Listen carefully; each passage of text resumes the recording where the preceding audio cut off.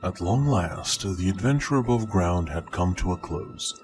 The stress and expenditure of both ammunition and calories from the engagement with the gangers was reasoned to be a suitable trade-off, since it had saved the squad a few days of driving. 1 mere kilometer in front of them, tucked under the shadows of the Spire's superstructures, loomed an opening hatch leading into the Underhive. While one would normally have tried looking out and up to catch any possible rays of sunlight, who may have snugged their way this low in the superstructure before diving into the darkness of the depths, this was not the case for the truck's occupants.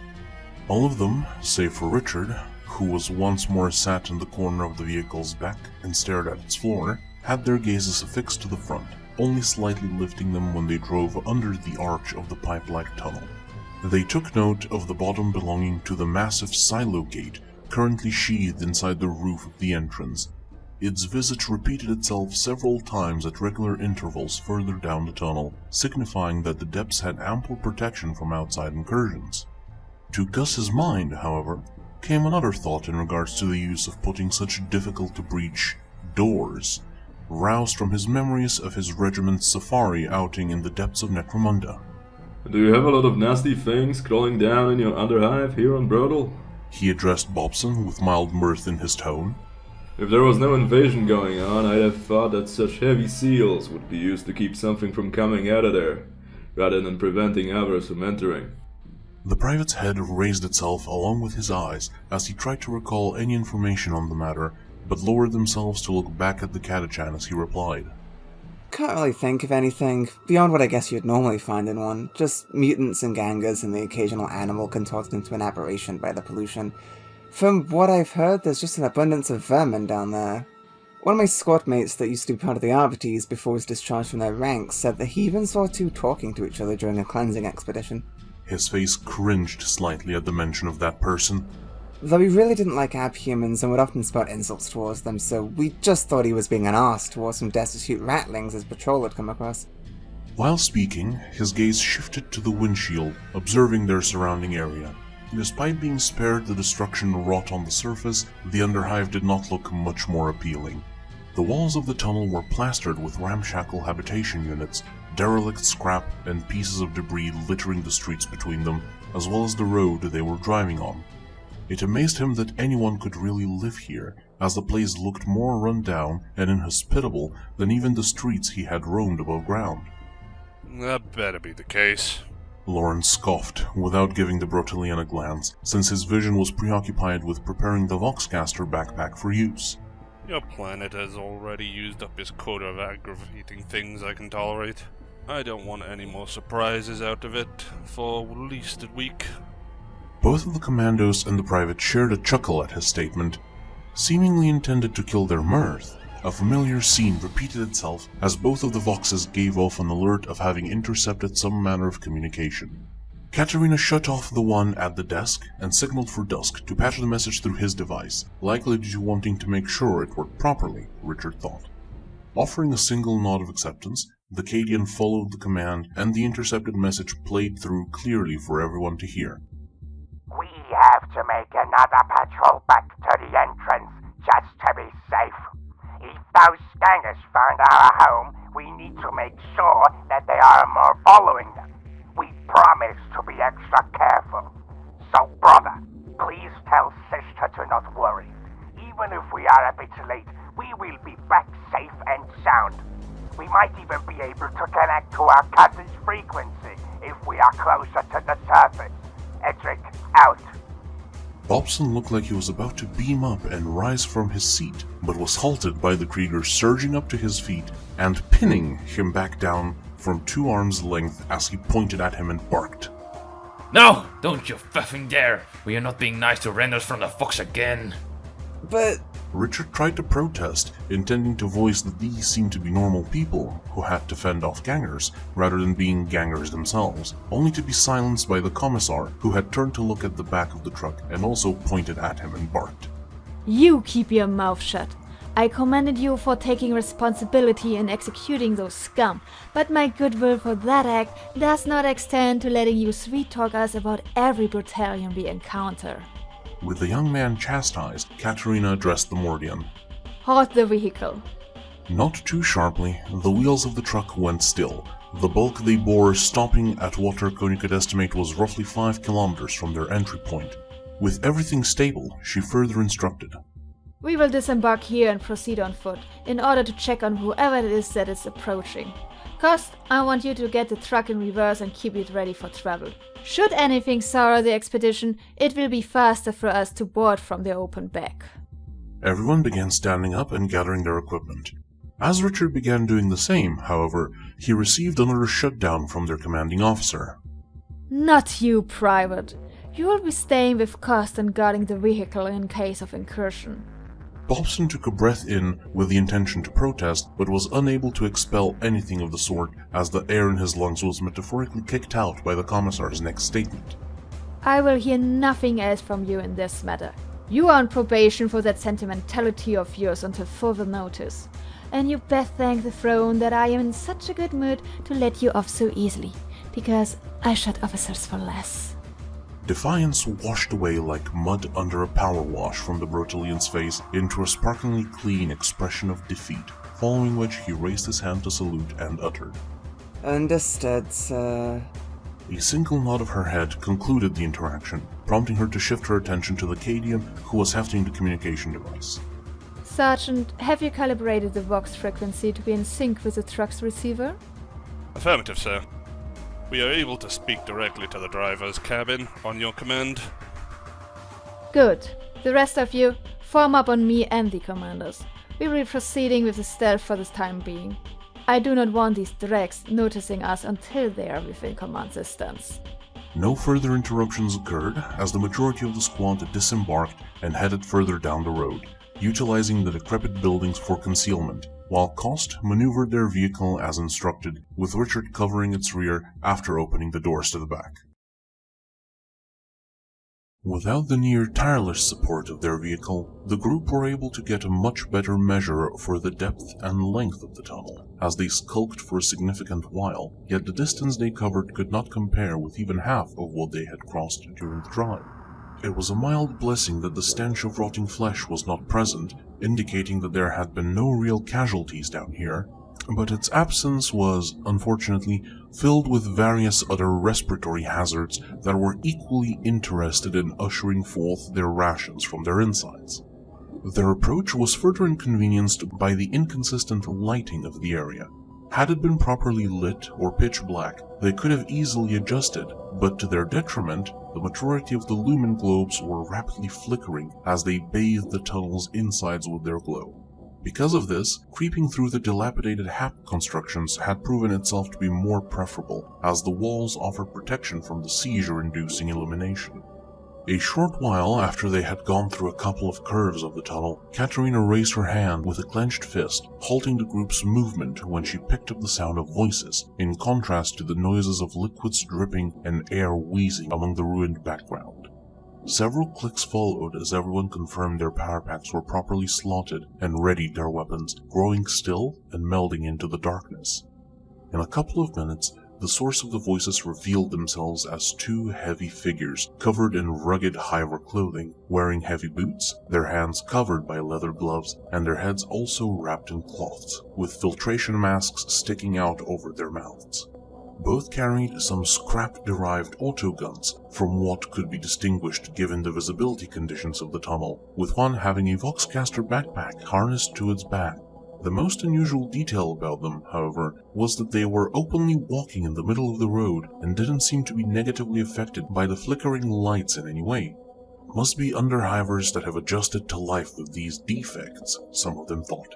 As the pair neared, they became more audible. Their exact speech remained undeciphered, as they spoke something fairly different from the standardized Brotelian dialect of Low Gothic, but seemed to likely be banter, since the pair would occasionally share a laugh over the course of the conversation. Whatever their contents, the two underhivers' words ceased when they passed by the inconspicuous buildings and were shouted at. Halt! Drop your weapons and raise your arms in the air, slowly. If I see any movements I don't like, you will get more holes put through you than the hub walls that surrounds us. Freezing in their tracks, the two did as commanded, carefully setting down their weapons and lifting their hands. Now turn around and identify yourselves.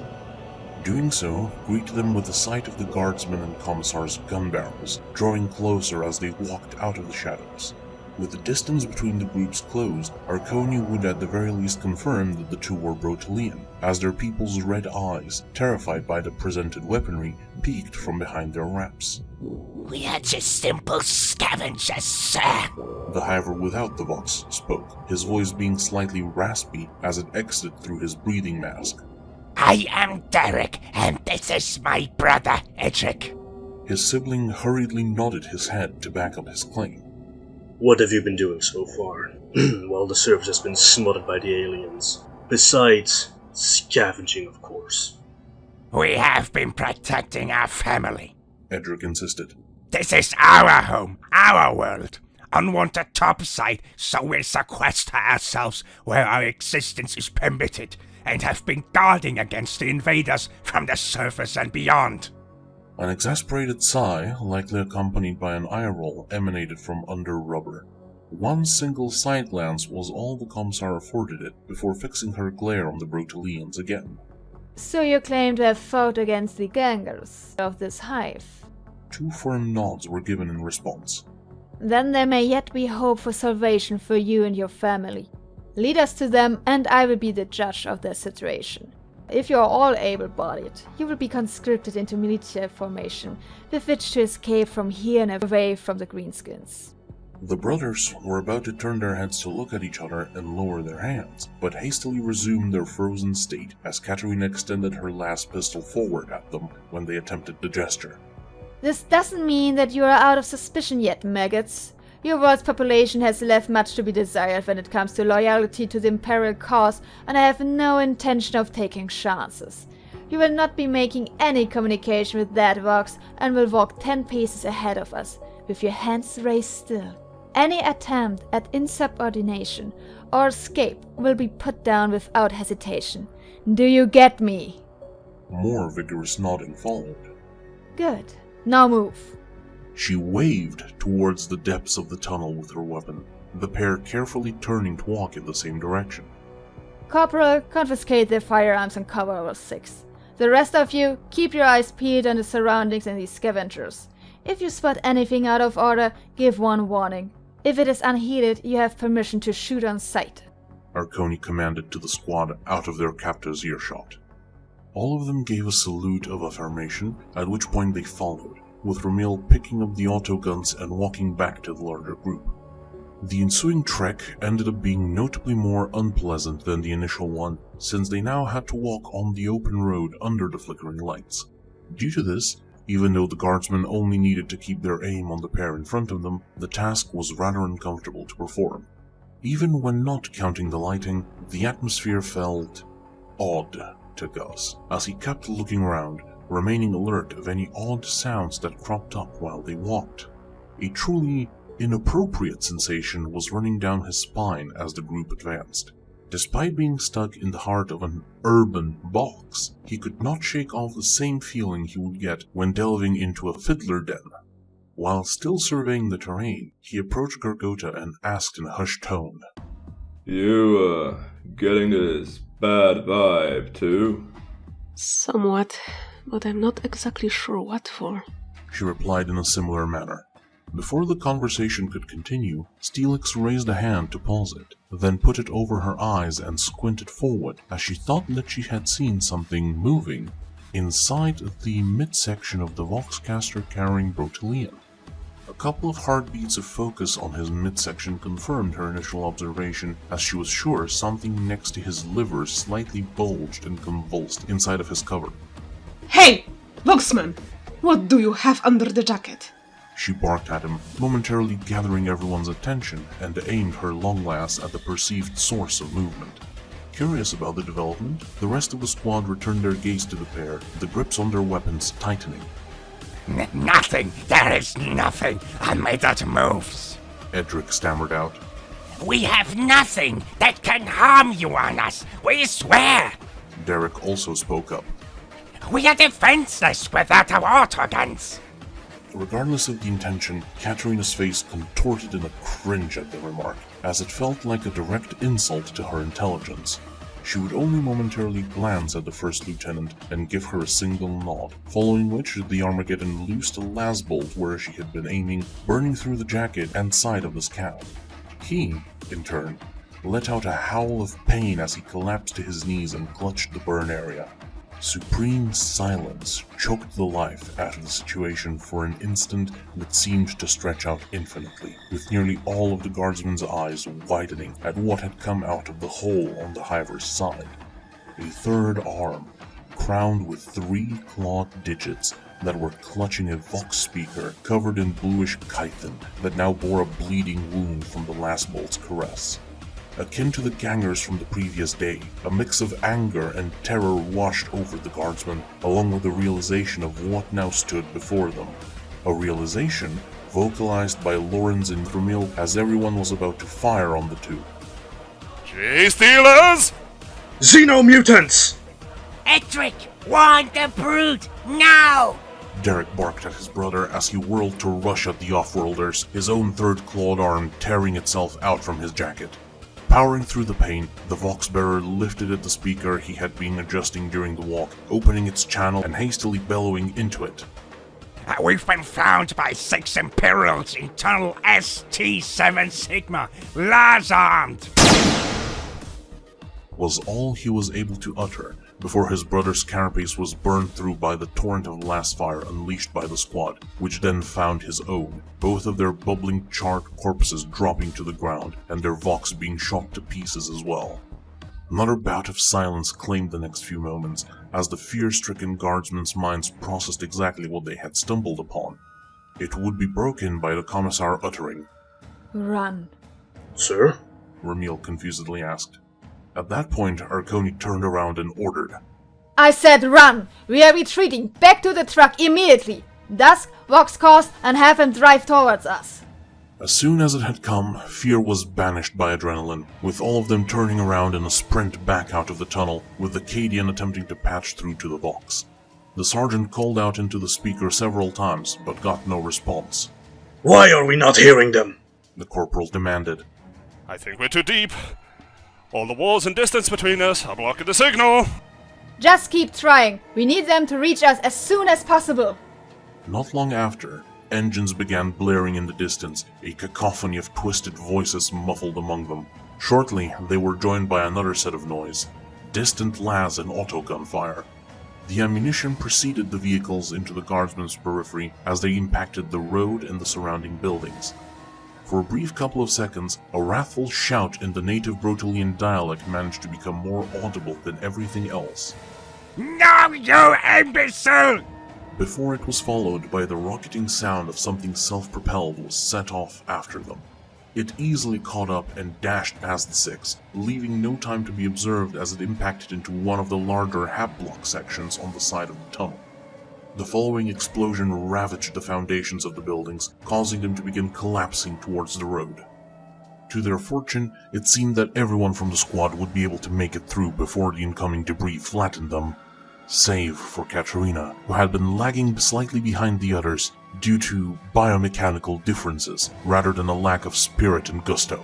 Noticing this, the Catachan doubled back, scooping her off the ground with one arm, hefting the officer over his shoulder and surged forward, the two narrowly avoiding the last of the falling destruction. Initially mildly irritated, Arconi suppressed her pride at being carried, since her being turned back allowed her the opportunity to fire back at any incoming enemies without compromising her need to continue running.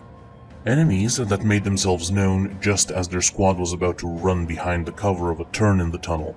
The corpse of the collapsed buildings offered one benefit, blocking the road, which prevented whatever vehicles the mutated abominations were using from going forward. Instead, a myriad of Xenos descended cultists climbed over the debris and began shooting at the group. As the Commissar fired back at them, her eyes widened upon seeing it. A true Gene Stealer. The imposing beast leapt off of the building and sprinted down the road on all sixes. Dagger-like claws on its four disgusting arms propelled it forward at ludicrous speed, while its head thrashed and hissed, displaying its razor-toothed maw. A couple of her last pistol's last bolts managed to strike the creature, but they seemingly bounced off harmlessly from the chitin that covered its body. That prompted her to yell over to the quartermaster. Gruber! Pure strain on R6. Kill shot, now! Wordlessly, the Krieger jumped and spun in midair, landing on his feet, already aiming down the sights of his Hellgun, and loosed a shot at the monster, then turned around and resumed running. The sudden jerk of the motions, however, made a couple of sparks come out of the side of the gun, causing Johann to start fidgeting with it as he ran. His aim was truly something to marvel at, as the last bolt did not veer off, but actually struck the creature. Where any fault could be found was the location of the shot, as it impacted the Genestealer's foot in the middle of its leap rather than its head. Half of the foot was obliterated, which broke the creature's balance, causing it to roll on the ground and pause its sprint for a short while as it bellowed in pain. Sadly, despite the harshness with which it scraped the pavement, it was still very much alive and well, resuming the chase almost immediately. Before any additional commands could be given, Katerina's aim was thrown off by Gus staggering with a grunt of pain as one of the solid slugs scraped over his side, leaving a bloody gash across it. She would feel the sting of the round as well, nearly crying out, but not out of pain. The cause for it was that as the slug had apparently struck the strap holding her Godwin, as it embedded itself in her thigh, resulting in the holy weapon falling and tumbling down on the ground. Arconia's hand helplessly stretching towards in a plea to grasp it, despite its visage drastically shrinking in the distance. A plea that would not go unanswered, as Ramiel had also seen the weapons fall.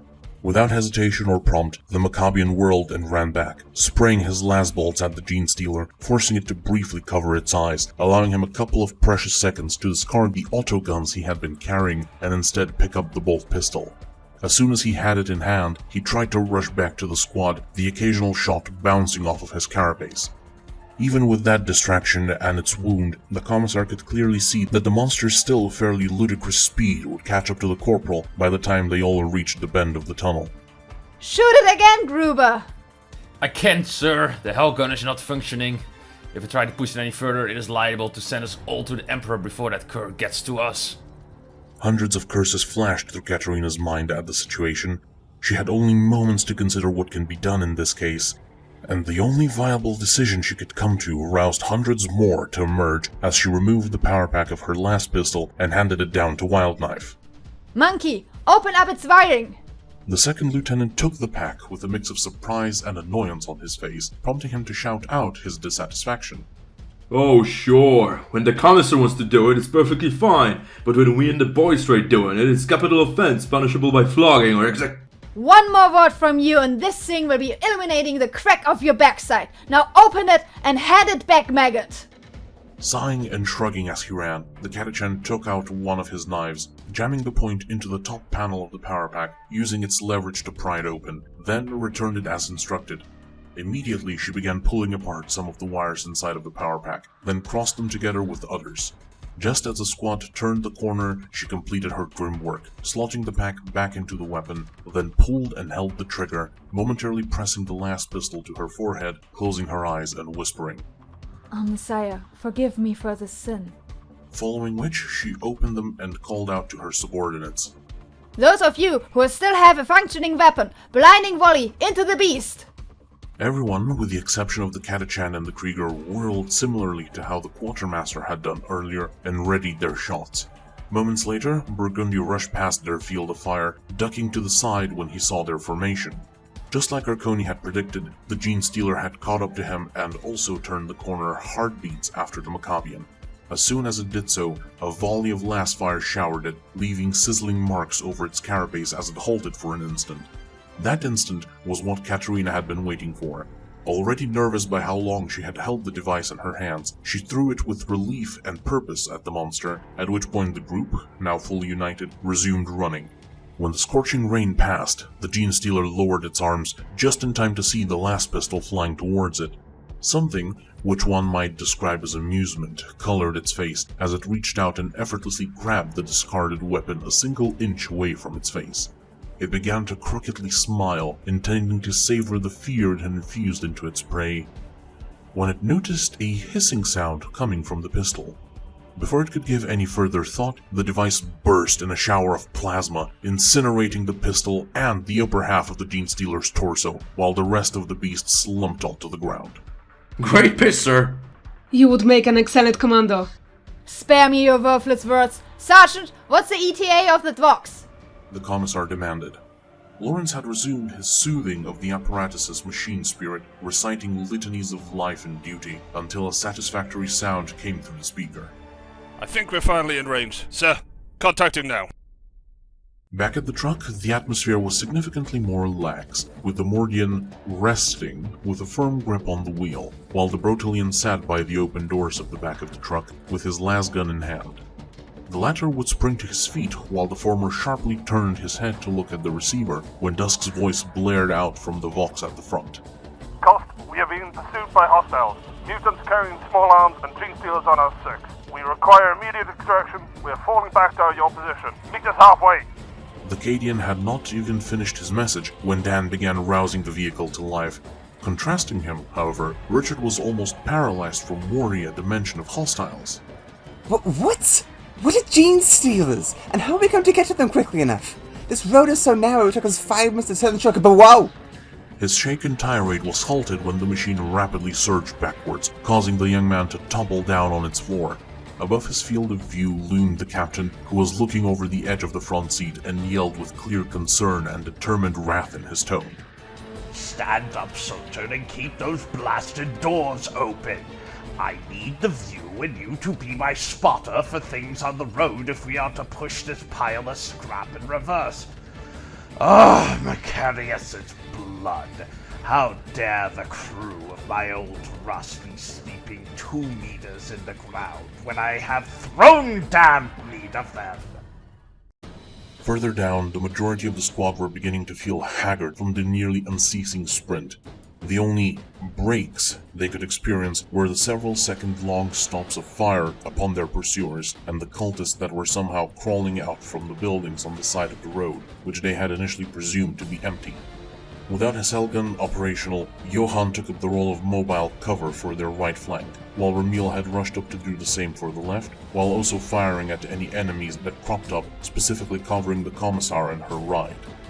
By this point, their running had begun to stall, as they could begin hearing the voices of the heretics closing in. Their hearts momentarily sank when they heard the roar of an engine once again. Had the damnable mongrels managed to smuggle their vehicles past the rubble already? Such disquietude would thankfully diminish upon realizing that the sound was approaching from their front instead of their rear. It would almost completely remove itself when they at last saw their truck surge down the road in reverse until it suddenly halted, with its back doors flung open and the private beckoning them forward with a few sweeping motions of his arm. Hurry, get in! Bobson yelled, after which he took aim and sent a burst of las bolts over their heads. As far as they could tell by the following noise, his shots had been able to fell at least one of their pursuers. Inspired by their arrival, the 5 pushed their bodies further, squeezing out as much of the precious adrenaline into their systems in order to surge forward for one final burst. So concentrated was their focus that none of them could notice, let alone acknowledge, the abject terror and disgust plastered over Richard's face after he laid eyes on the Gene Stealer's progeny. Steelix and Gruber were the first ones to reach, leaping into the back of the vehicle. As the Krieger began attempting to fix his Helgun, his Armageddon counterpart hefted her long lance and joined the Brotelian in laying down cover fire. When they neared, Wildknife threw Arconi into the vehicle, then proceeded to grab Dusk and repeated the action before jumping on himself. Katerina practically flew through the storage compartment, stopping as she impacted the backrest of the front seat. She gasped for air once before shouting out at her bodyguard, Cost, get us out of here, this instant! Shifting gear was the only response given, along with a pedal being embedded into the floor, followed by the tires spinning furiously and setting off just as Ramil managed to climb on himself. By now, everyone was standing in position, those who still had available firearms firing back at the now visible battalion of mutants that ran after them, while those who did not picked some up from their vehicle supply and joined them as well. When they had made some distance, the Krieger dropped the autogun he had picked up from the floor, took off the Helgun's power pack, and reached into his pocket, pulling out the grenade he had saved from his company's original armament. Yanking the pin off, he stretched his arm back, ready to pitch the toxic explosive out in order to create a deadly concealment for their escape. His intentions, however, would be interrupted as a shrill roar was heard around them, followed by the loud crash of rubble and scrap from the side of the truck. In the next 3 heartbeats, in the middle of Gruber's pitch, something large landed on the backside of their vehicle, its weight causing the vehicle's front to violently bounce up and back down, which floored all of its occupants, their weapons loosed on the ground, and the grenade spinning in the air due to the failed pitch as it was let go of. What had just latched onto the steel frame of the machine was another Gene Stealer. However, this one was bizarrely different, significantly larger than the first one the squad had encountered. Its upper set of arms ended in truly scythe-like claws which had penetrated the metal and clung like chain rings onto it. But its most striking feature was the lengthy beard of barbed tentacles which hung from and covered some of the thing's face, as it currently had them all flared up, revealing its toothy maw in a roar. All of them were sprawled on the floor before it, the terror of imminent death lurking in their minds, with Richard clearly ready to bawl his eyes out. Before it could lunge inside and slaughter them, however, the Catachan would impede its desire for carnage. Having steeled himself before anyone else, he pushed down with his arms, forcing his upper body to rise, grabbing the spinning grenade and throwing it at the creature. Just as it was finished roaring, it began clamping down its maw, and the canister landing right in it, its teeth and the barbs of its tentacles piercing it and releasing the concentrated stream of a yellowish gas which blew off a few of the barbs along with pieces of flesh. The monstrosity let go of its grip of the truck as its throat had been pumped full of chlorine, which also smothered its vision, resulting in the beast falling down on the ground head first and rolling forward for several meters before halting unconscious.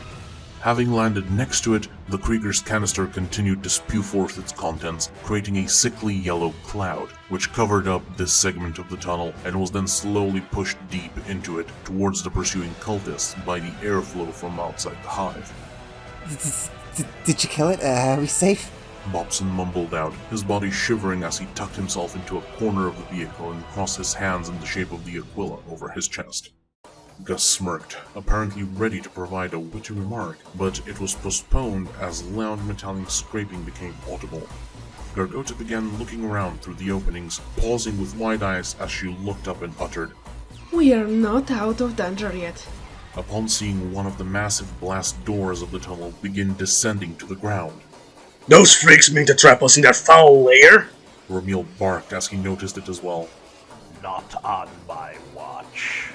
Dan barked as well, further flooring the gas of the truck and slamming his fist over the control panel and shouting, In the name of the Emperor, I command you to move faster and fulfill your duty, you soft copper imitation of a centaur.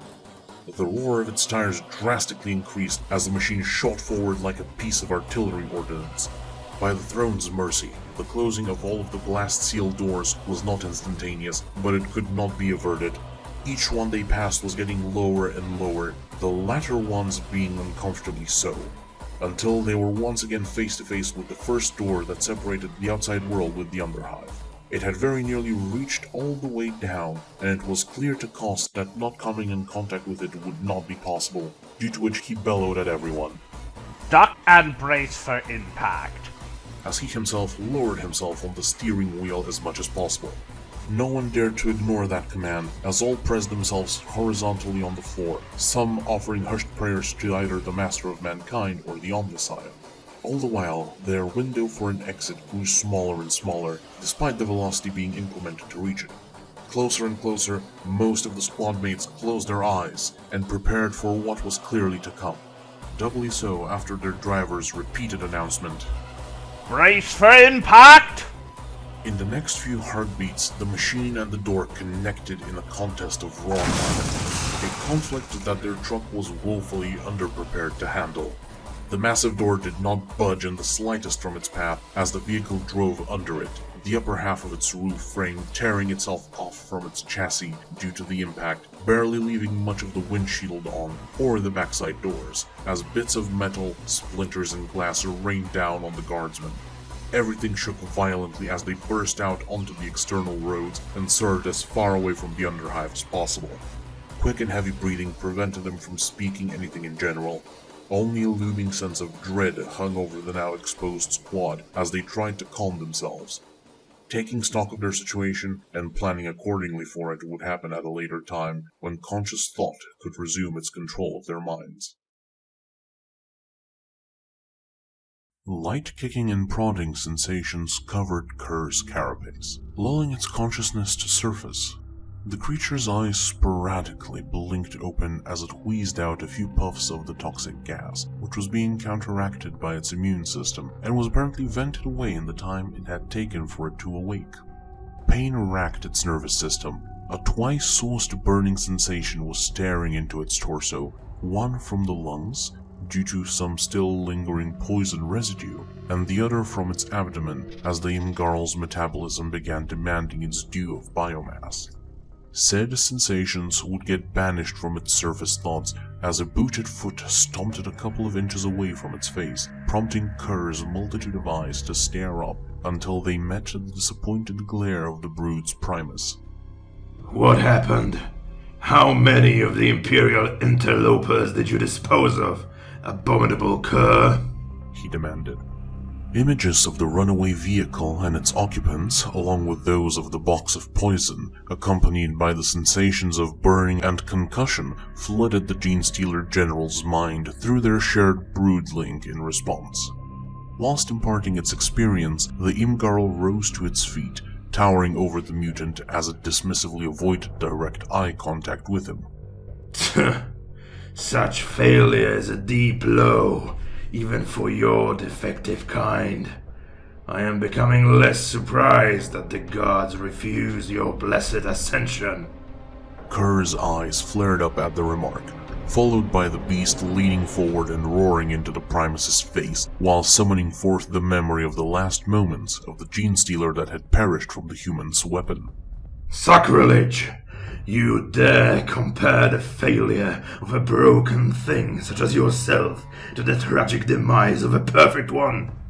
Flesh bubbled and bones creaked as the clawed hands of the Imgarl each merged into a lengthy bony blade, about to be thrust into the smaller being, who in turn drew his bone sword and intended to do the same. Hostility drowned out their localized section of the broodmind, to the point where the lesser cultists backed away from the pair in fear. Before either of them could make good on their lethal intentions, however, both of their bodies froze in place, as if suspended in stasis, the veins on their heads painfully bulging as something else began invading their minds. Each grunted and coughed from the pressure building up in their skulls for several moments, until whatever held them let go. Both took 2 steps backwards from each other, breathing heavily as they stabilized themselves and shared a mutual glare. It baffles me why Father tolerates your kind so. But I suppose you can be useful. The Primus spoke between breaths as he sheathed his blade and ran a hand over his bald head. At least he was reasonable enough to dispense punishment. Kerr shook its head and circled around its position, flailing its arms as their blades morphed back into their clawed state. It's no use complaining, Kerr. Father has decided. Now go and complete his order. Dispatch of these interlopers and bring back proof of your kills, before they expose our family's existence to someone who must not know of it. Until then, you are banished from joining our broodmind. It wanted to unleash all of its frustration and irritation at him, but it only ended up thrashing about and roaring aimlessly. That is when it dawned on it. The sensation of emptiness. Anger once more flared into the beast when it saw the Primus smugly grin at it, before turning around and walking back down the tunnel with the other mutants. Rattling its body, Kerr let out one final roar in their direction, before whirling back and leaping onto the blast door's wall. It crawled up to one of the vents in it and then into it, continuing its trek until it burst outside of the tunnel, the cold evening air bristling past its tentacled face. The targets it was pointed towards were long gone, and their scent was no longer within its ability to perceive. But it did remember their scent. 2 growls emanated off the Imgarl. One from its maw, signaling its displeasure at the situation, and another from its abdomen, its body once more announcing its craving for flesh and blood. Before anything else could be done, Kerr needed to satiate it, lest it be forced into involuntary hibernation, or lose its fighting capabilities. As it considered how to proceed, one good thing would happen to the beast. Detecting the speech of a particular word in the distance, uttered by many voices.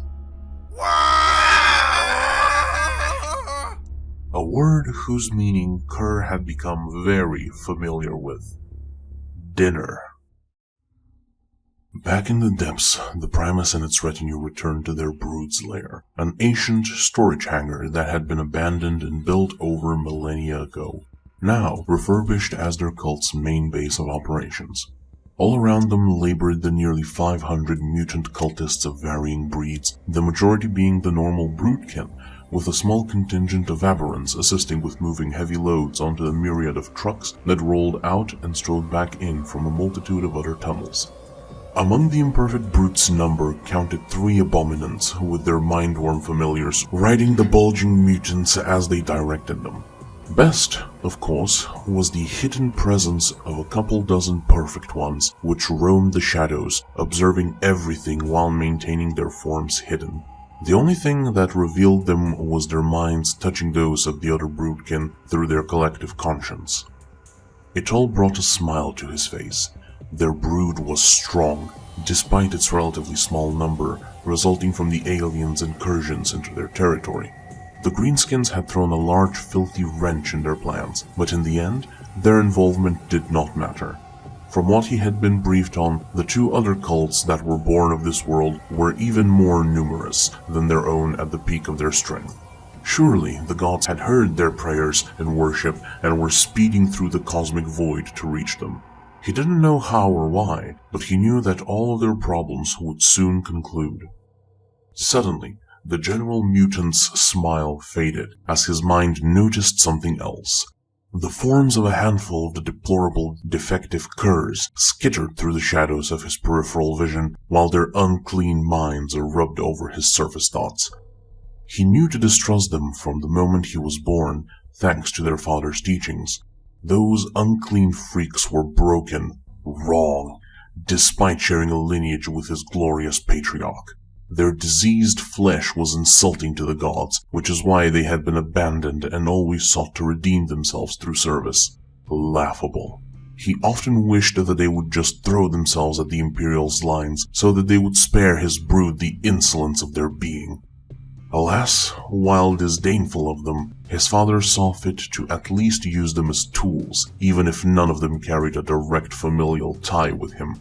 Hence why he had dominated their minds by allowing them to join their brood mind, exploiting their desire for belonging to turn them into additional shock troops. Brother! The Primus was pulled out of his thoughts and into the physical reality by a pleasantly familiar voice. His features softened into a welcoming visage as he saw the prime magus of their brood running to him. Sister, he softly uttered as he spread his arms, allowing her to embrace him in a familial hug. They lingered for a moment, following which they broke off and continued their trek together. What happened in the tunnel? She asked, a mild worry in her tone. I tried to follow your forces, but after feeling several minds leave our collective, I was frightened.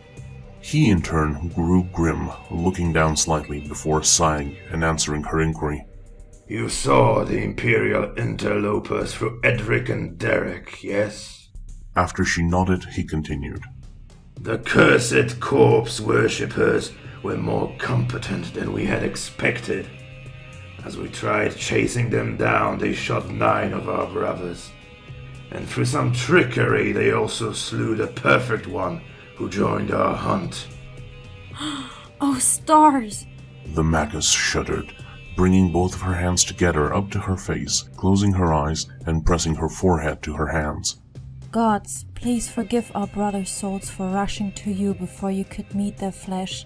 Shepherd them into your embrace and offer them peace. Not uttering a sound, the Primus mimicked her actions and offered a silent prayer of his own.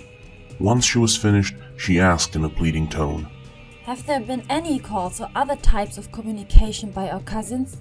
To her dismay, he shook his head. We have been attempting to reach them by means both natural and mechanical, but with no success. Their minds and voxes remain closed to us still. After replying, he looked down at her. And what of the gods?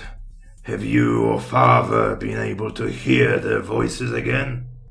It was her turn to shake her head to his displeasure. No.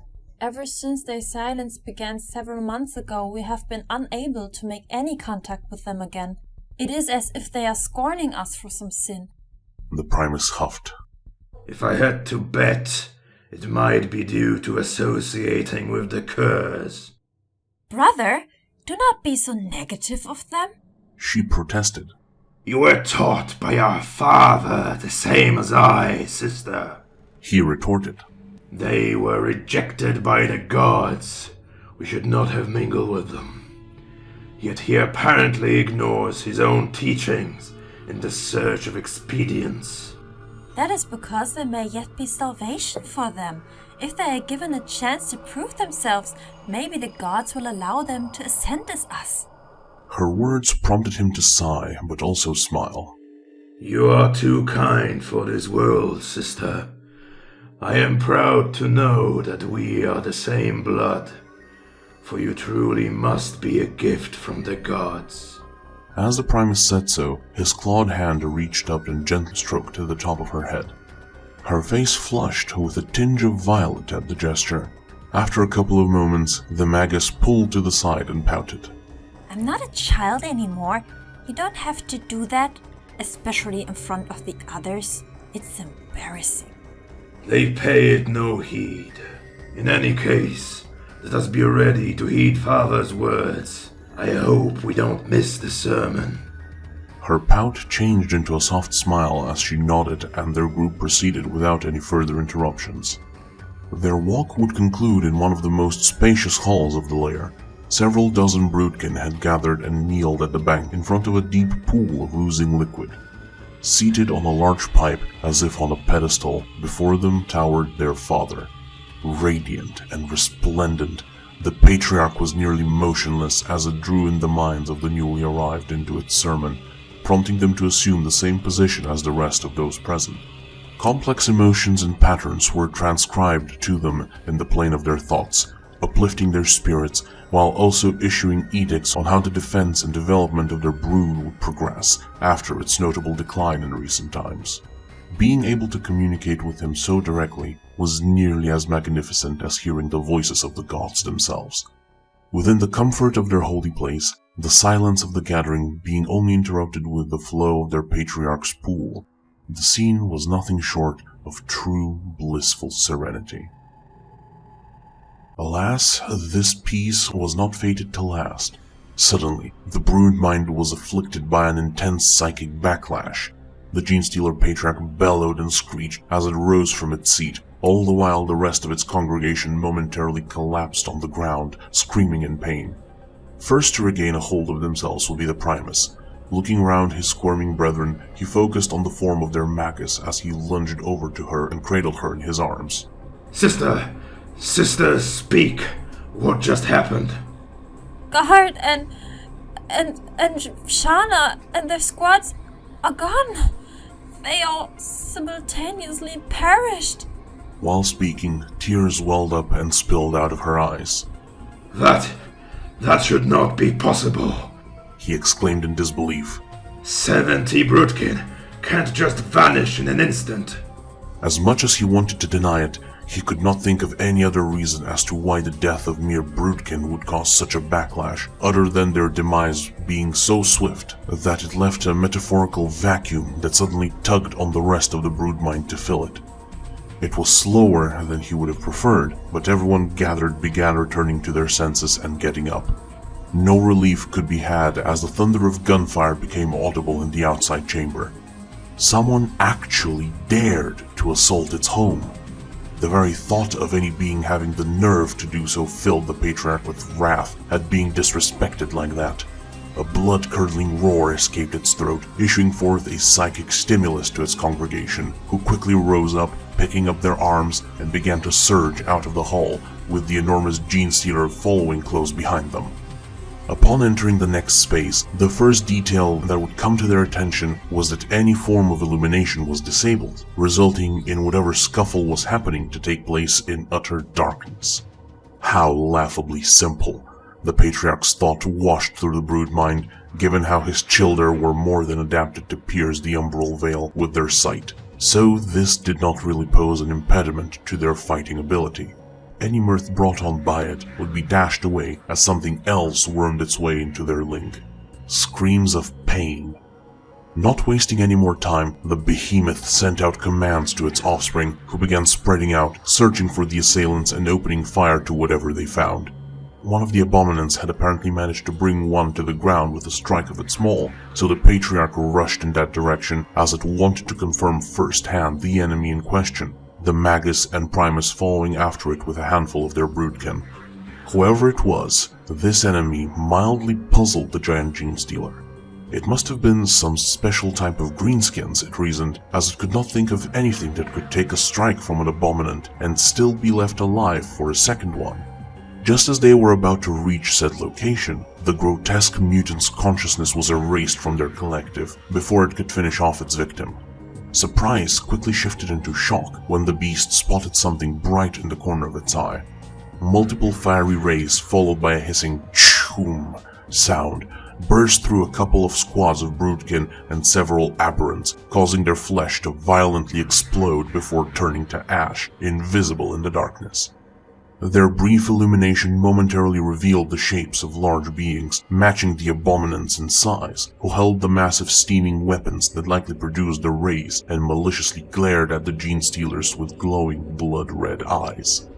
Infuriated, the Patriarch shot a claw forward, the Magus following its example as both of them unleashed a psionic blast towards the enemies. Before their psychic assault could reach them, however, something incredibly heavy fell from the ceiling and landed in their path, the two blasts vanishing, as if swept away harmlessly when they came within a couple of arms' length from the object. Immediately after, the gargantuan monster squealed, bringing one pair of hands to squeeze its head over its eyes, while the other were extended forward to block the image of the thing further. The exact same thing occurred with the Magus herself, while the rest of the broodkin howled in pain. The Primus could feel it as well. Whatever that thing was, it affected their brood mind, distorting it and ripping it away. Getting a hold of himself, he pulled out his needler pistol and fired in the direction of the assailants as he barked. Stand firm, for my proud father. Do not let harm come to him. Then picked up the Magus and called out to her. Sister, what is happening? I don't know. She grunted in pain. I cannot look upon that. It is an ugly, sickening void. A blackness darker than the dominating shade of our gods. It is murdering our link. It must die. Her sentiment was shared through their sapping brood mind, amplified by the Patriarch who had recovered from the initial exposure and surged forward towards the unknown object. Glaring as he processed the situation, the Primus grabbed one of his soldiers and shoved their sister in his arms, ordering, "Flee and find safety." With a nod, the broodkin followed the instruction and began extraction. Not having to worry about her safety, he too lunged towards the fray. That is when a very uncomfortable fact revealed itself. The object in question was no object at all, as it had stood up and turned around to reveal yet another pair of hateful red eyes. Another salvo of rays issued forth, boiling the assault's numbers, but their father was able to nimbly leap over it, landing on top of one of the mysterious beings and ripping off its head, before vaulting off of the corpse to avoid the follow-up attack of its brood. If their Patriarch would ravage the backline, the mutant general would take care of the sinister being that had initially disrupted them. All broodkin, disengage and converge on our position. Form around father and protect him with your life. No harm must come to him. He shouted out, trying to spread the message through the broodmind. While doing so, he once more fired his needler towards the sickening target, while his bone sword glistened with the baleful light of their unity, and he swung it upwards with two hands hefting it, intending to diagonally split the creature, whose fingers ignited with lightning and swung back for a parry. A smile came to the Primus, for he knew that the energy of their brood was stronger than the measly power fields used by the lesser beings, so he made no alteration to his course, intending to cleave through the weapon before reaching the enemy behind it. In the span of the next few heartbeats, however, a couple of realizations would strike at his mind. Firstly, he noted that his shots harmlessly bounced off of the armor of the being. After that, a sudden feeling of emptiness washed over him. He was alone, unable to sense any of his kin save for his blade, which was directly connected to him. Next came the previously tuned-out sounds of the battlefield. Thunder, hissing, lasfire, roars, and above all, screams. So many screams had begun echoing within the air, all of them family. He could not feel their pain, so he could only imagine what was being done to them in the shadows to make them vocalize so ferociously. Once again, the exception to this was his blade. The lethal organism that had bonded with him for all of his life screeched, giving off the sensation of being burned, crushed, and torn all at the same time through their direct link, until finally, with one last choked scream, its mind burst and ceased to be. At that moment he could see the energy of their broodmind vanish from the surface of his sword, and above it, the incoming strike of lightning. Unable to change his course, the crackling claws sizzled as they rend through the chitin of his blade like parting water, then sliding through his own flesh, dismembering his head and upper torso with similar ease. As the smoldering and leaking remains of his corpse tumbled to the ground, the Patriarch would drop the enemy it had impaled with its claws. Seeing the death of its general drove it out of its frenzy in an attempt to connect to the rest of the brood, so that it could summon them to its aid. At that point, it wheezed and once more clutched its head for a moment, as its own mind was drowned in the pain and suffering of his children, who called out to their father for salvation, while being put down in ever more grisly manners by the attackers. A couple to a couple dozen, the broodkin were being gruesomely snuffed out. The sheer quantity of carnage being dealt to them forced the Genestealer to shut itself away from the broodmind as another sensation crept up its spine. A sensation that was unfamiliar, unknown, and unusual for it to experience.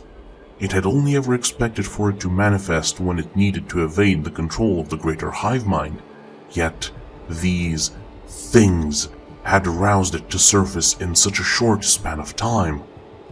Fear. Another unusual thing clutched its attention, bringing it out from its distracted state. Laughter. Slowly, it turned its head to the side, finally noticing that the rest of its enemies had stopped trying to shoot it. The hideous noise in question was emanating from the disgusting void, which was painful to look upon. Once aware that it had its attention, the black tear in existence spoke at it. Ah, so it is indeed possible for you to feel it. Good. That is very good news. No tremor, no accelerated heartbeat, nothing. The void spoke evenly, almost amusedly, despite the fact that the Patriarch had mangled and slaughtered 4 of its kin. It felt the exact same calm and glee coming from the rest of these creatures, these monsters. If it had the glance for it, sweat would have broken over the behemoth's skin. Come on then. The void stepped forward, opening what it believed were its arms in a challenge. Or have you decided to surrender? Adrenaline began flooding its system, temporarily taking it out of its frozen state. Another ravenous roar escaped its maw as a wave of eldritch force stormed forward. The 2 assailants furthest away from the void were flung back for several feet, but those close and behind it, along with the void itself, did not budge at all.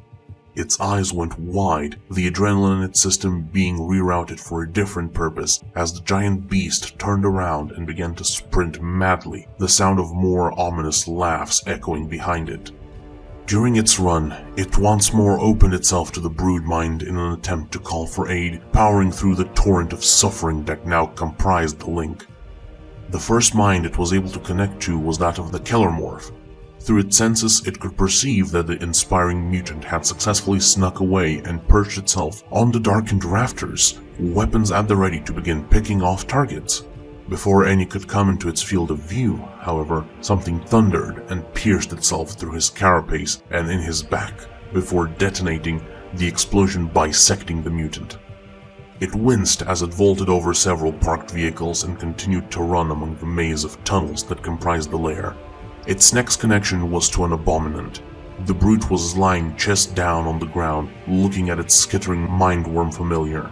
As the diminutive biopsychic construct ran from side to side, it got splattered on the ground as a less bulky monster, but still clearly identifiable as the same breed as the ones the Patriarch had slain and fled from, stomped it into the ground.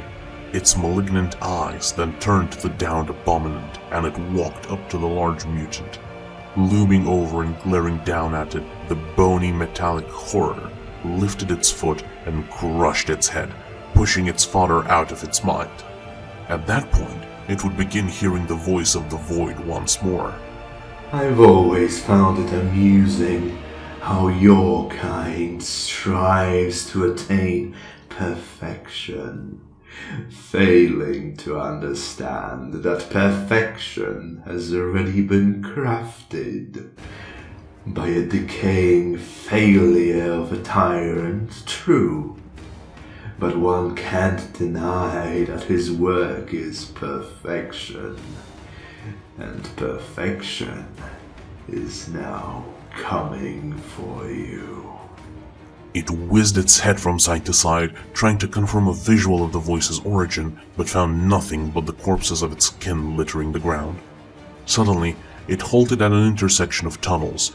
One of the directions revealed itself to be a drop into a cistern chamber of some kind. Looking down into it, the Patriarch would see a pack of its gene sealers, both of its kind and of Imgarl's, or at the very least what was left of them. It could count at least a dozen of their bodies on the ground, along with 3 torn-up remains of the less bulky monsters. Normally, that side would have soothed it, had there not been 5 other monsters still on their feet. 2 were holding down one living of his like, while a third, kneeling on its back, took out a jagged, sharp knife and began to peel away the skin off of its face. Another was going around crushing the heads of the rest of the pack, ensuring they were dead, while the last one, who had finished dismembering the last living Imgarl, picked the beast up by its tentacles and tore it in half through its face.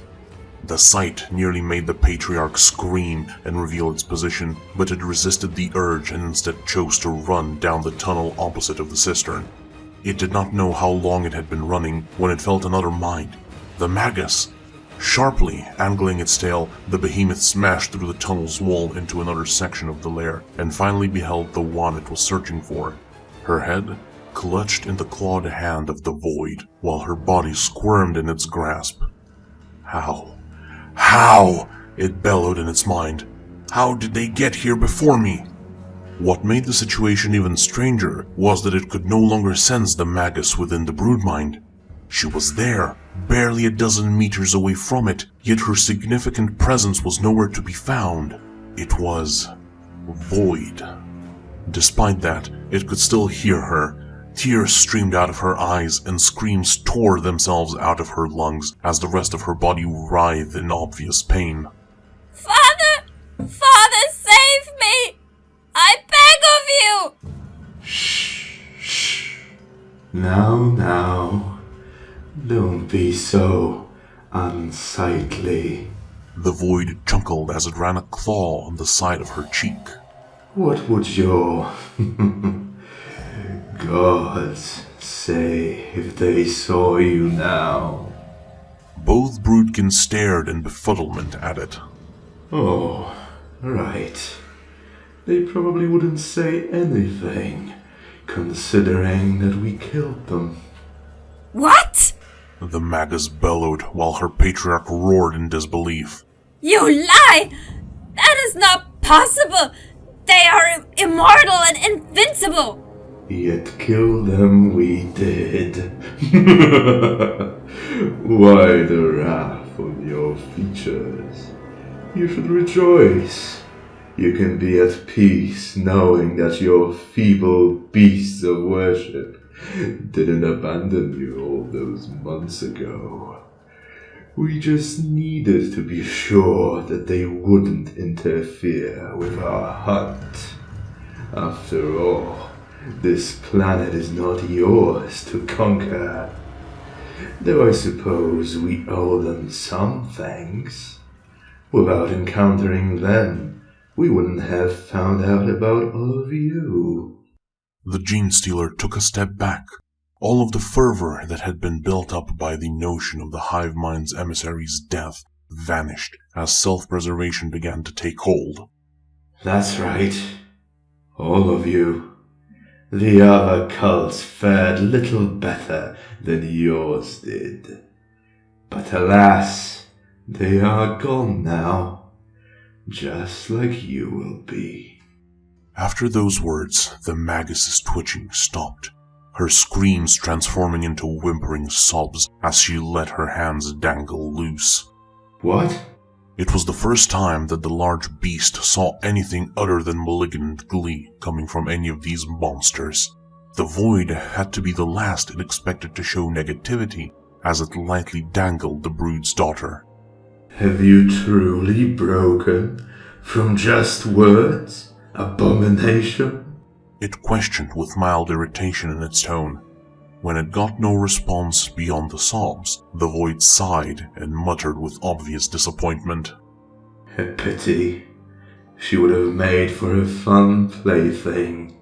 Following which, it crushed her head to paste in its hand, then dropped her body to the floor, all the while not breaking eye contact from the Patriarch. With her demise, it was finally able to realize something.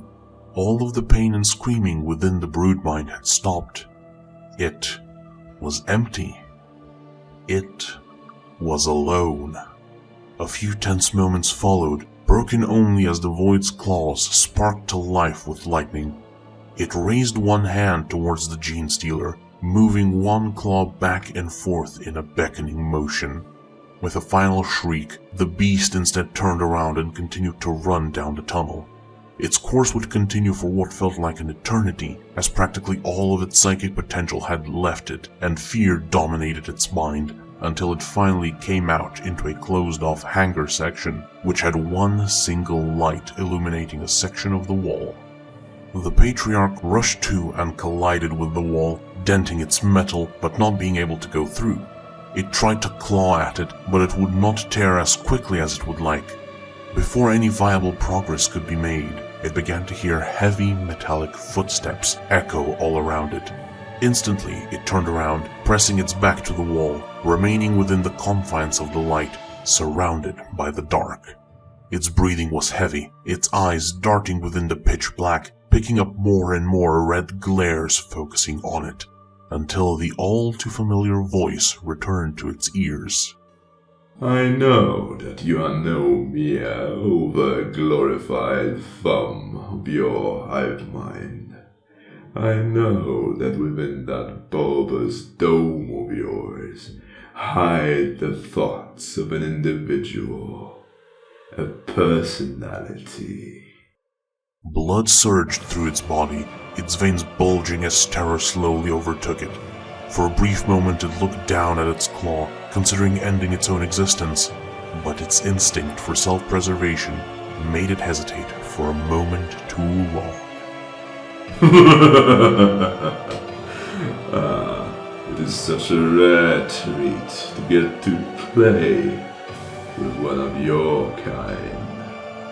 I promise to make our coming time together unforgettably eventful.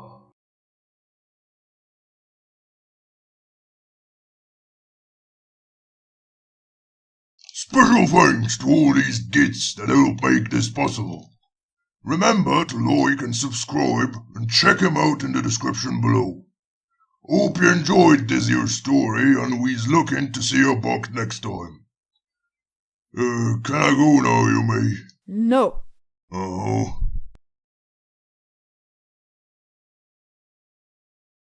It's no use complaining, Kerr.